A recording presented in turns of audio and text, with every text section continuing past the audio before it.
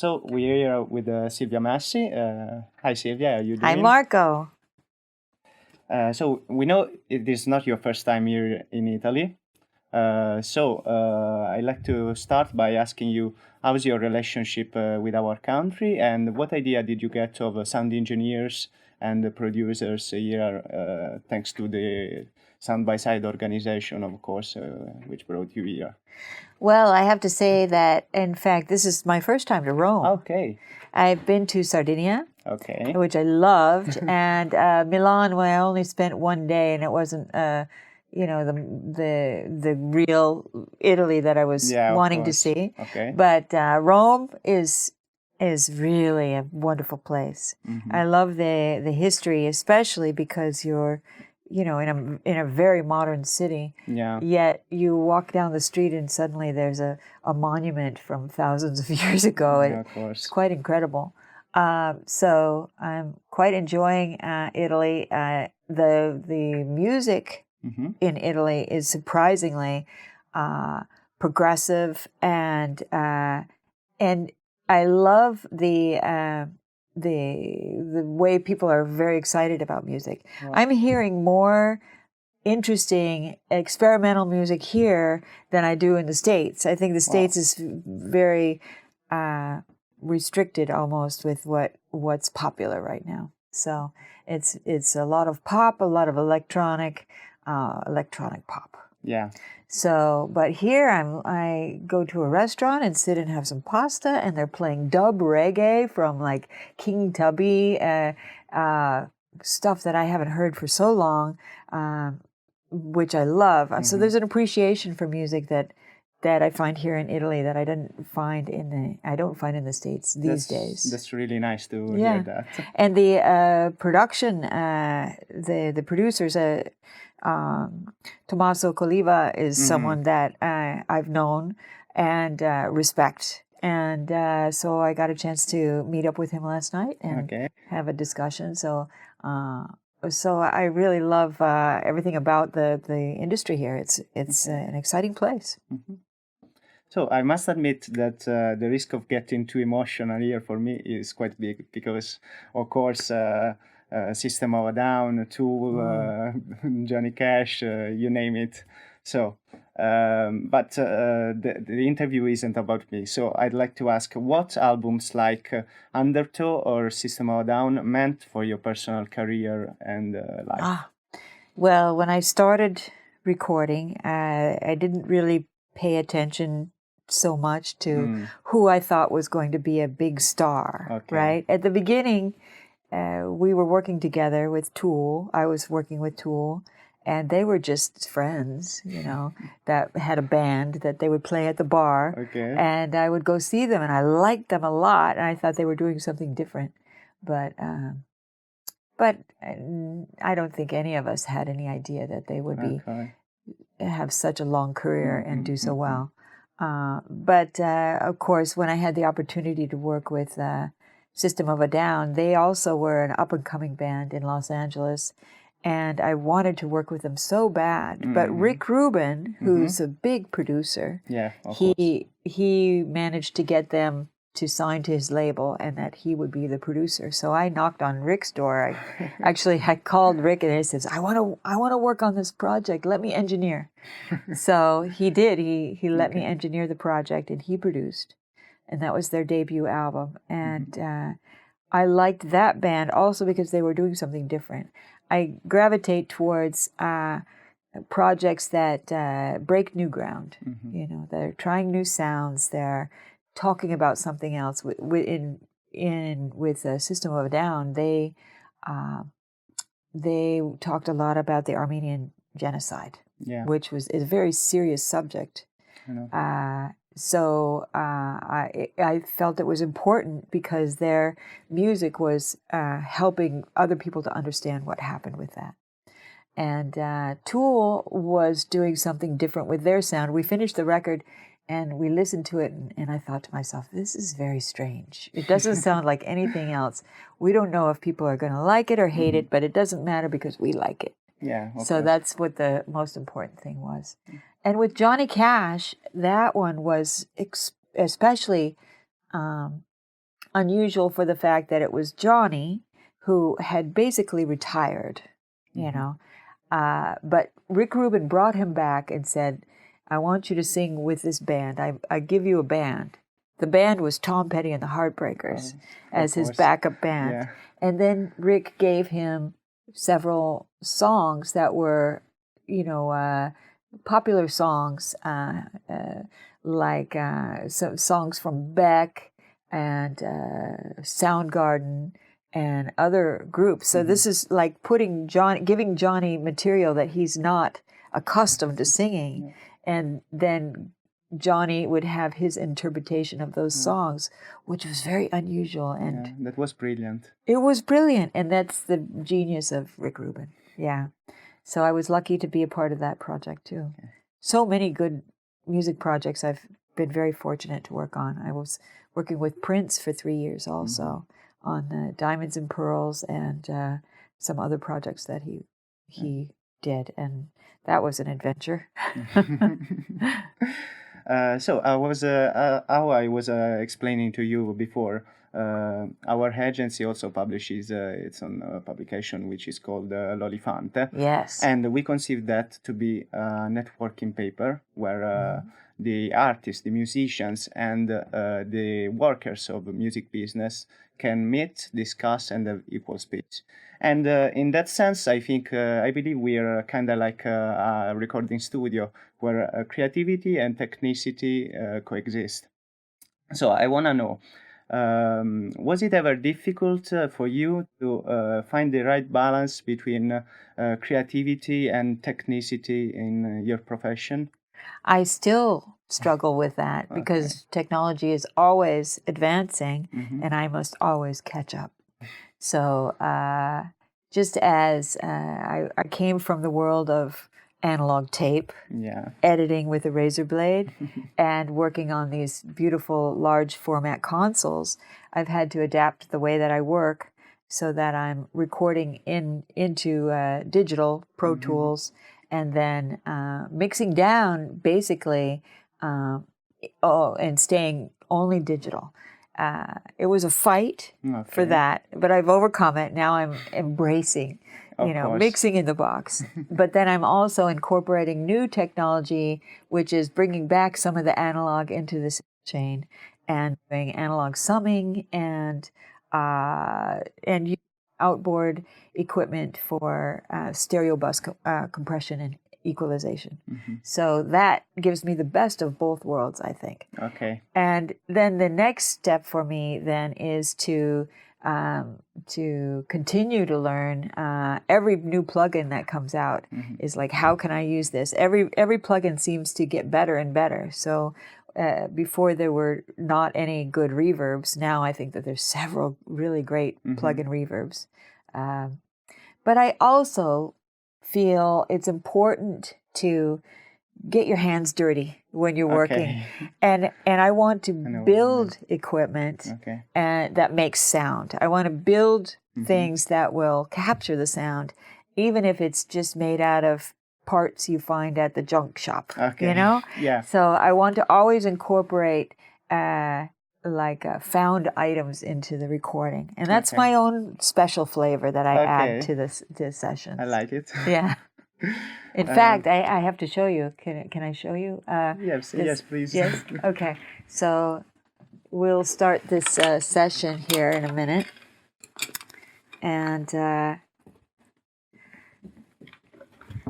so we'll be recording this weekend.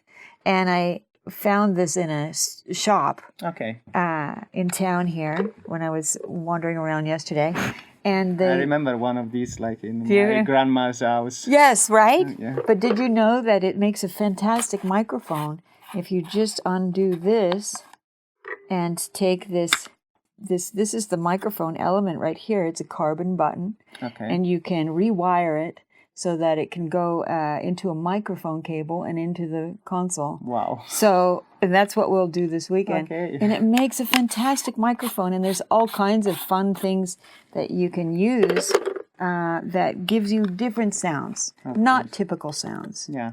typical sounds can be boring and lazy. Okay. So let's make something new. Let's get weird.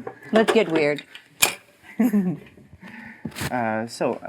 Another thing I find really astonishing about your career portfolio is the fact that you worked on so many different genres. So I'd like to know, is there a genre that you find more challenging or amusing to work on? Well, the new frontier for me is the vintage style jazz recordings, which are very simply, I feel that they're documentary style recordings. So you just capture the moment. You have to be ready for the moment and then be patient for that moment. And so I haven't had the best opportunity for that type of recording yet.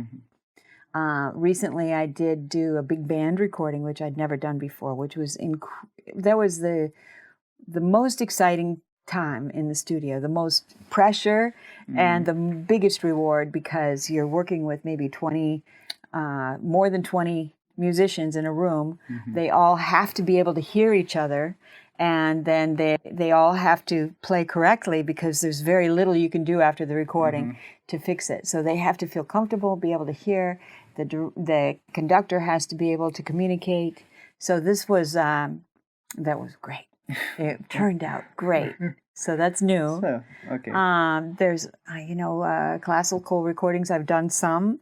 I am very interested in doing a string quartet in an unusual space, which I haven't done yet, because the studio space is a very safe place. Okay. But what if you take that string quartet and put them into a cave? All right. The string quartet was built for a chamber to be played into a chamber. Of course. So you put them maybe not into a specially built chamber like in an old mansion, but you put that into a cave. What kind of sounds will you get from that? So there's all kinds of things to do. In Italian, we have a word which is genere, which translates both genre and gender. So, jumping from genre to gender, I would like to ask you something about your being a successful woman in music business for quite a long time now. So, did you ever feel that it was more difficult, you had to struggle more than your male colleagues to enter the business and get a good reputation? And has this changed throughout the last 2 decades, and did it change for the better? Yeah. It's an interesting thing about being a woman, and in any career that takes so much time, because it takes maybe 10 years to develop your career in recording to where you're going to be making money and doing well. So 10 years, let's say, if a woman starts her career when she's 20 or 25, and then works for 10 years, she's 35, just when things are happening, the woman has to make a choice. Do I want a family or do I want a career? And so what I find is there has been no pushback from men. Okay. More about biology. Yeah, and the course. more about these choices keep the women from becoming successful, I think. Okay. This is my opinion. But I have not felt discriminated against at all. Okay. I think it's a difficult job for both men and women to get involved in and to be successful. Okay. So I encourage women to get into the business, because, oh my God, it's the best job in the world. It is so fulfilling. And I have a charmed life like that. But I don't have a family. I have great relationships, but no children. But if I look at all the musicians I've worked with over the years, you might consider them all my children. So I have hundreds of children, okay. Right? So that's my opinion on that. Okay. recently enough, Dave Grohl directed a couple of documentaries. Yes. In which he, of course, dealt a lot with the production and also the geographical influence on production, the importance of places, of recording studios, even cities, and the environment in general. What role did places play according to your personal experience in production? Oh, yeah. There's a lot that the place that you record in does to the feeling, the emotion, and the quality of your recording. So a place I did work at a lot, along with Dave Grohl, was Sound City Studios in LA. Yeah, of course. And the main reason that I worked there was for the price, because it was it was cheaper than all the other fancy studios. It had good equipment, but it was a dump. So it was I eventually moved my studio into the B room at Sound City and had it there for several years. But I had to replace the light fixtures. I had to, I slowly tried to renovate the place, but the management was not so keen on me doing that. But that place, when you worked there, you felt comfortable. Okay. You're not afraid to put your feet up on the furniture. You're not afraid to try some things, because you're afraid that the management will get upset with you. You could pretty much get away with murder there. Okay. But there was a beautiful big room for drums, one of the best rooms in Los Angeles for sure. And the equipment was a Neve 8028 console, which I think is, you put a mic into it and it's automatically sounds great. You really have to try hard to fuck it up. So I loved working at Sound City. It's also important, if you think about it, that the place that you record will give you a certain performance. Okay. So if you choose to, let's say, if you have a singer sing into a quality mic in a studio, like a small room in a studio, you'll get one performance. But if you take that singer and that microphone and you put it into a cathedral, and you have that singer sing the same part in the cathedral, you will get a completely different performance, right? So the place that you choose to record makes a big difference in the result. Okay. So let's get weird now and use a little bit of imagination. So let's say that the next big act is coming out of some faraway country, and they want you to produce them, but you can't have them coming over at your studio. Okay. You can only choose 3 things you can do without. You can have your personal trademark on the record without. What would you choose? What would you bring with you? I would definitely bring a remote recording rig, and then we would work at a place nearby the bands. Okay. Let's say they're Ukrainian. Okay. All right. Let's say. I want to bring my recording equipment, and we'll go to Chernobyl. Okay. And we'll record in Chernobyl. You think we'll get a good sound? Yeah, maybe you'll need also some mask, unfortunately. But a Geiger counter, right? I think the sound would be quite clear. Right. There's no one. It'll be glowing. Yeah. Yeah. And what advice would you give to someone who's really into your profession and still moving its first steps into the magic world of production? The first steps, I suggest that you work with as many musician genres as possible. Don't get stuck only using one or only working in one world, and especially only working on one project. Yeah. Because if you spend a year working on one project, that's a year gone if that project doesn't do anything. And it's only one name on your discography. Yeah. So if in that year you do 30 projects, different genres of music, suddenly when you present your discography, to sell your services to another client, they look at this whole list of people, and go, oh my goodness, okay, this person has come into these different situations and will have knowledge on how to work and get the best recording. So I suggest doing as much as possible. If you can do that by having your own equipment, I suggest creating your own small recording setup to begin, so that you can record, so you can solicit. You can say, hey, I would like to record you. I have a place to record. I have the equipment. Come and let's finish something together. Then there's other tricks too. Okay. If you could find a client that has a budget, maybe, if in the States, if you have $25,000, go to the studio that you would like to work at.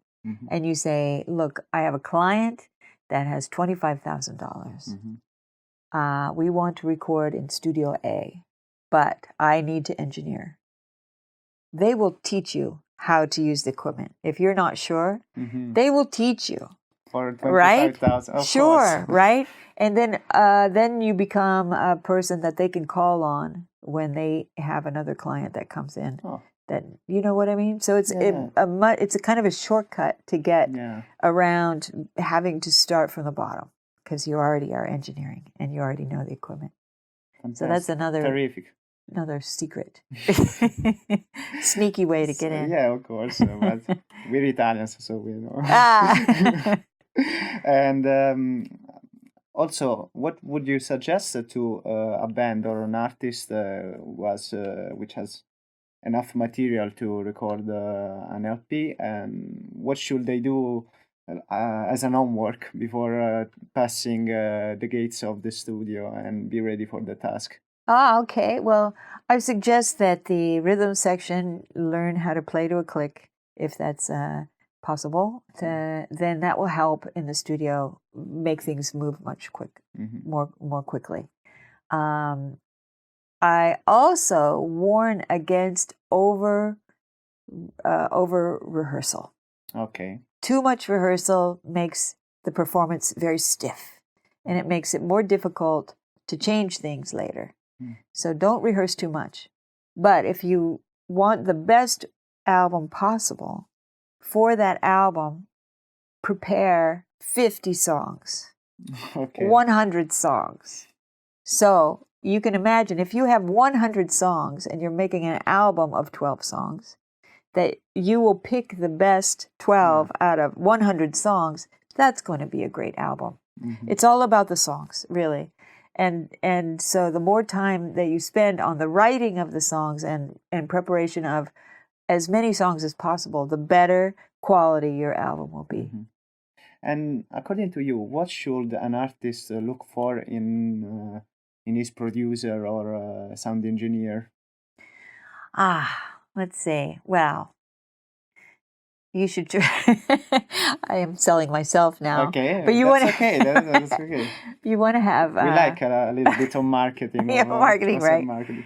I hope that you don't mind that the producer will take the long way around. Okay. Be patient and have time in your schedule for experimentation and to try new things. Be willing to try new things. If your producer is not willing to try new things, then maybe you will get one result that will sound just like something else. Okay. But if you want something new, if you want to break new ground, then you need someone who is more creative. Creativity in the studio is so much fun. So what are your upcoming and current projects? Well, let's see. I finished a couple projects recently. One is a band called Goddamn from the UK. Very noisy. I like the name. Oh boy, just like the name. Okay. The music is just like the name. We did some recordings in the Aldwych station in the London Underground. I brought my recording rig, my battery-operated rig, into the abandoned subway station and recorded them down there. It was fantastic how it came out. So that is finished and will be released soon. The second project that is finished and will be released soon is Lucy Loves Fur. which we recorded much of it in Capitol Studios, and then also in a studio in a castle in Dresden called Castle Rohrsdorf, which is fantastic. And the upcoming project that I'm working on is a project called Star Dragon, and we'll be doing some recording in Abbey Road Studio 2 in 2 weeks. Oh, that's exciting. Yeah, Studio 2, that's the Beatles room. Yeah. And it's kind of like the for me, it's checking something off my bucket list because, it's probably the most famous studio in the world. Oh, that's okay. Yeah, you were fantastic, of course, and I thank you for your time. Sure. And now we will make a little marchetta, as we say in Italian. Okay, yes, right. So this is L'Olifante, and I will give you this copy to you, of thank course. you. Thank you very much. This is a substantial magazine. It's great.